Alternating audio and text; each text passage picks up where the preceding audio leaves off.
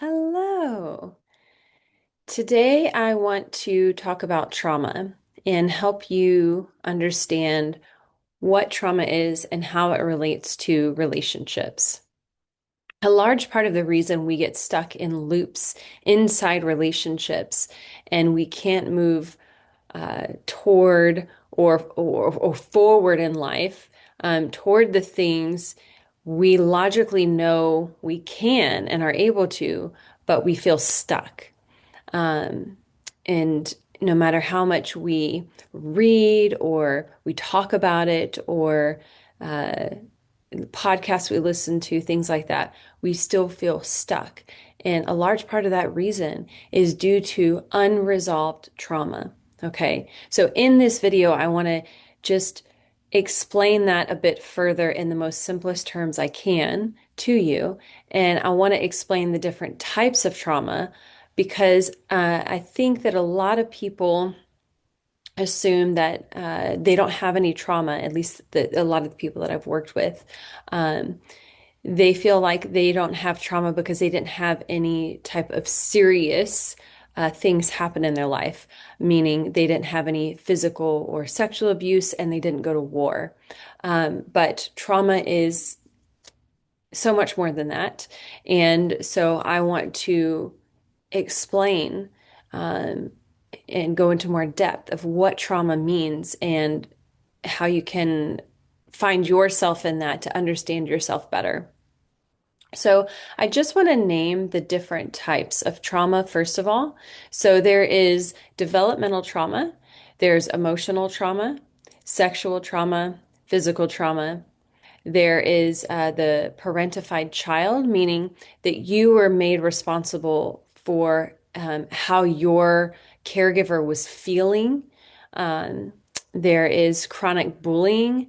If you experience chronic bullying either at school or at home or in, your family dynamic, if your school environment was unsafe, that's a form of trauma. If you had an unsafe home environment, there is prenatal and perinatal trauma. Perinatal meaning birth trauma.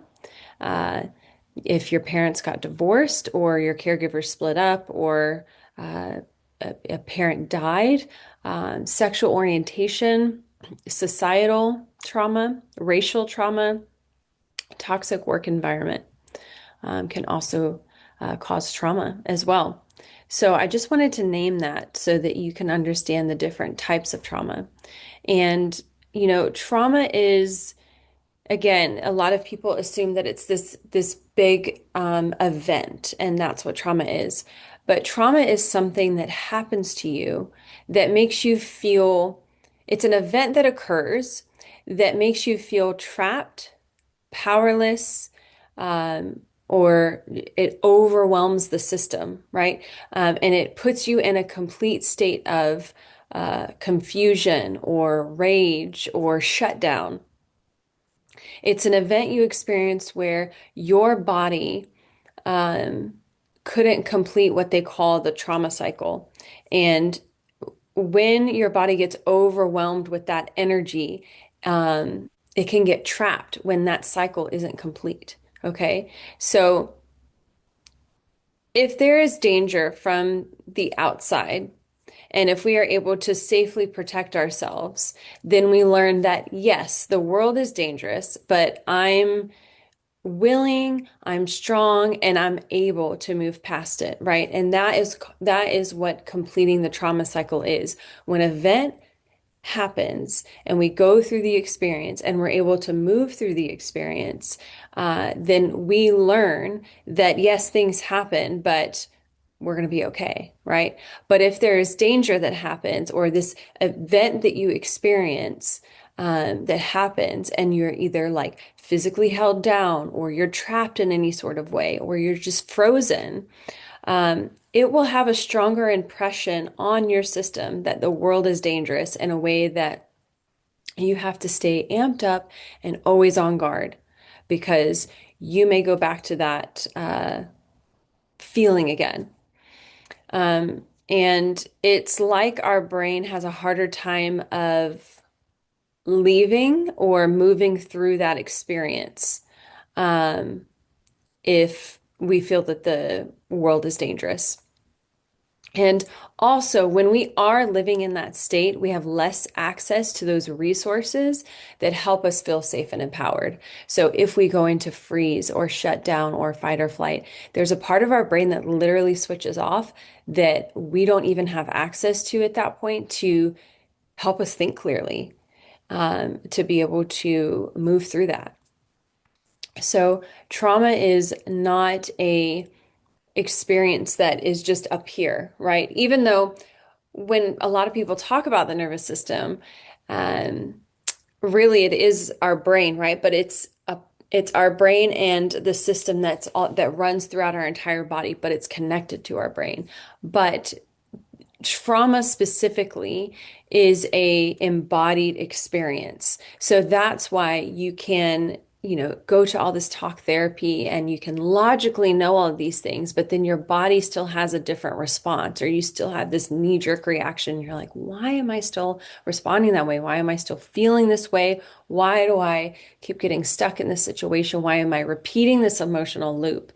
It's because it's not the same. It's not anything logically that you can change. It's a somatic embodied experience, right?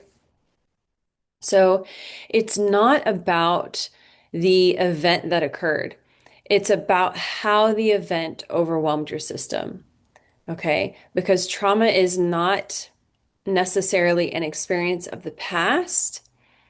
It is an experience of the here and now. And what I mean by that is, say you had an experience that happened, a trauma experience that happened, and you didn't complete that loop.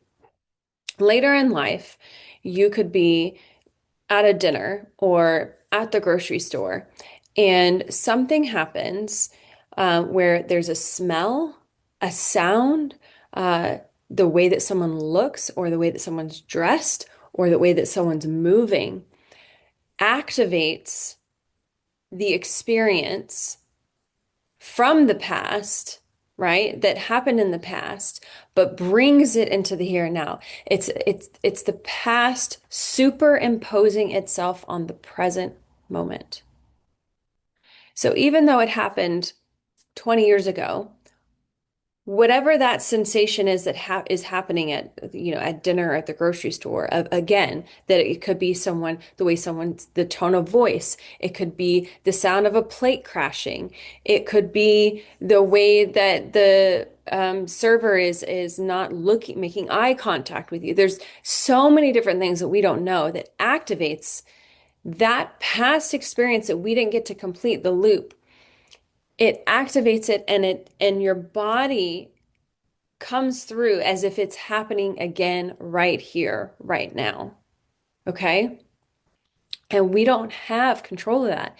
Your system learned then that when that experience happened, this is how we need to respond, whatever that response was, whether it was fight, flight, flee, be frozen, shut down, or fawn. Okay. And so, whatever it learned to do to keep you safe and protect you, that's what it's going to do in the here and now, not, even though there's actually no danger, your body doesn't know that, right? So every time that it's activated, then it's re-experienced as if it's happening right here in the present. It's not a thought, it's actually felt in the body. That's why you can have that feeling in your stomach, or you can get all warm and tingly. You can feel like you have this sudden urge to run, or this urge to yell. You have all these felt feelings that come up that feel like out of nowhere, but it's really not out of nowhere. Your body is going back to that experience thinking that it's happening right now. Okay. So when people try to tell you to just get over it, whatever your traumatic situation was, or maybe you're overreacting to a situation and you're not even sure why, and they're just telling you to get over it. That's why you can't actually just get over it. It's not something you can just get over. It's something that you have to show your body that you're actually not in danger and that you're safe. Okay. And I want to talk about how and why trauma gets stored. So when the event occurs, and our system um, decides that this situation is dangerous. And how that happens is we have this incredible nervous system, our autonomic nervous system, our protective system. And there's this little piece back here called neuroception that is looking for danger 24/7.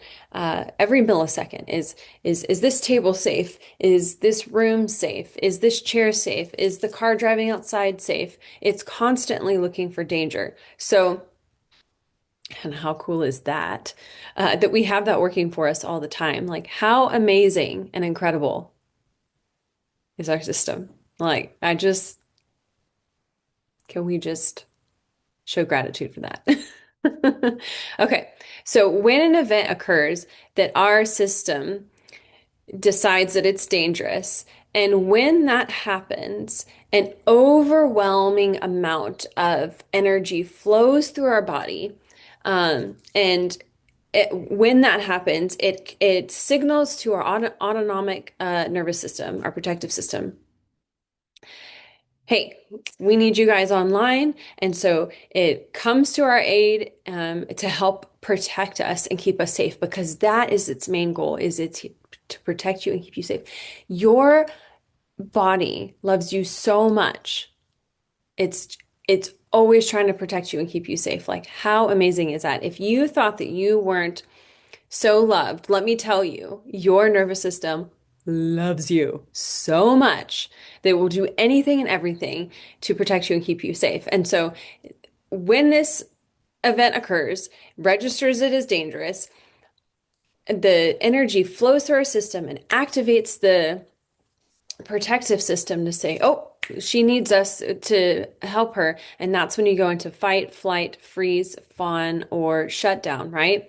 Then and only then is when your body makes meaning to this experience, right? And trauma gets stuck and stored in our system when we don't have safety after the event is done, so that we can discharge that energy, that extra energy that came in, so that we can discharge it from our system. And this is what we call, again, not completing the trauma loop. So, if that doesn't happen, or we don't have a person, a safe person or witness that comes to our aid to help us process what just happened, if we don't have anybody that comes, immediately after, or even just a short time after to help us process that, that's still an incomplete trauma loop. Or if we just have previous trauma history, okay? So that is how trauma gets stored in the body. And I'm passionate about this because I truly believe and understand that when we don't heal and release this energy, this that could be stuck in our system for years and years and years, that energy, and this is proven scientifically, that energy will physically manifest into other health issues. So there's a lot of belief around the emotional, uh, I don't want to say trauma, but the emotional weight that we carry from all of our experiences of our life. If we don't somatically move through that and let it go and discharge it, where's it going to go? It stays stuck in our system until we discharge it. And how do we discharge it? Through regulating, through showing, not telling our body that we are safe, and how to respond differently to a situation when we do get triggered, or what I like to call activated. And it doesn't happen overnight, but it happens through showing it consistently over and over and over until it learns to trust the new way of being and responding. Because, like anything, it doesn't happen overnight. And you're communicating to your system, like, hey, you can trust me. We are safe, and I do have you, and I do got you. But again, that is a process, okay? So, back to what I was talking about. So let me go through that again. An event occurs in our system. It labels it as dangerous. Our protective system comes to our aid in the form of behaviors of fight, flight, shutdown, freeze, or fawn, right?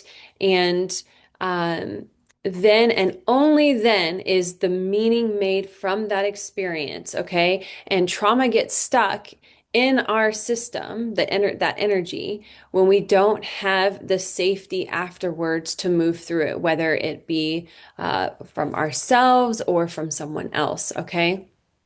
So then the next time that something happens that reminds our system of that original event, those self-protective circuits that I just talked about come back online. Okay. So that traumatic event happens over and over and over and over again until, like I said, we show, not tell our system that it's safe and you're not in danger. So, um, how do we become that safe person that we needed in that traumatic experience? How can we be that safe person to show our system when we're activated that actually right here, right now, we're okay and we're not in danger? And is the response, is the reaction that I'm giving towards this experience appropriate for what's actually happening? It's just about getting curious. The reason that I want to share all of this too is if you think about animals in the wild, when they are chased or taunted or what have you, basically when they get traumatized, they don't hold that, right? That's why they're so peaceful and happy and easygoing, because as soon as the event is over, they take the time to naturally discharge that trauma, either through shaking, you'll see them shake, or they run, right? And that is them discharging that extra energy that came through. And once they discharge it, they move on with their life. And that's it. And it's like, it didn't happen. So each time, again, that we show, not tell our system, and we regulate our system, we discharge a bit more stored energy. And this is so important because once we are able to do that, once we are able to give ourselves the safety inside, and we aren't reaching for that safety outside of us, your whole life changes because then no matter what happens externally, you know, I've got me. Because a lot of the issues that we have inside relationships, when you boil it down, it's not about unloading the dishwasher. It's not about them planning a date. It's not about da da da da da. Underneath all of that is fear of loss of control, or uh, fear of not being empowered or feeling safe, right? And so if we know that we have ourselves and we know that we're empowered and we know that we can move through hard things, it changes the way that we experience and interact with people, okay? And one of the most healing things that we can experience is with people, having that sense of connection, community, and the feeling of people being there for each other is such a critical part of surviving and thriving in this life. When we are in relationships, okay, they will, especially romantic relationships, they will activate parts of us that we didn't know needed healing. Okay. So, because relationships are where our deepest desires and deepest wounds often meet, okay, meaning our romantic relationships are the things that mirror, the closest thing that mirror our caregiver relationships. So, when you get activated and triggered inside a relationship, which is going to happen no matter what relationship you're in, when you understand your trauma and you understand how to have the tools to regulate your system and to feel safe within your body when you do get activated or triggered inside a romantic relationship, you're going to be able to move towards repair a lot easier. Okay. If you want to know how to do this, meaning how to move through um, towards repair and move and train your body to regulate and heal. That is what this course that I have coming up is going to break down for you, basically. So, yes, it's going to be a relationship course, but and how to have better relationships and how to have thriving relationships and how to communicate better and how to fight better, meaning how we can turn conflict to connection. Um, a huge, huge, huge part of that is learning how to process the trauma or the act, when you get activated, and how to move through it, how to discharge it. And we will be doing that in the upcoming course that I have. I hope this gives you a better understanding of what trauma is, how it affects us, and how we can move through it, and why it's important to move through it, and why it's important to, stay consistent with doing the work. Because the more that we do it, the more that we discharge, the freer and the lighter that we are going to feel. And we'll see you on the next video.